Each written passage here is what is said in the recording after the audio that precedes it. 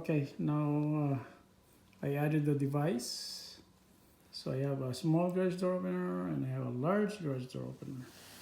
So, yep, that's the large one. And if I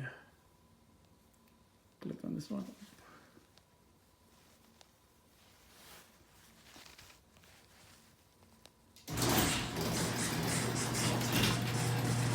there we go.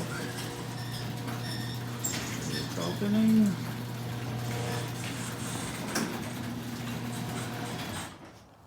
Then if I do the small one, also opened, and I've got alerts too.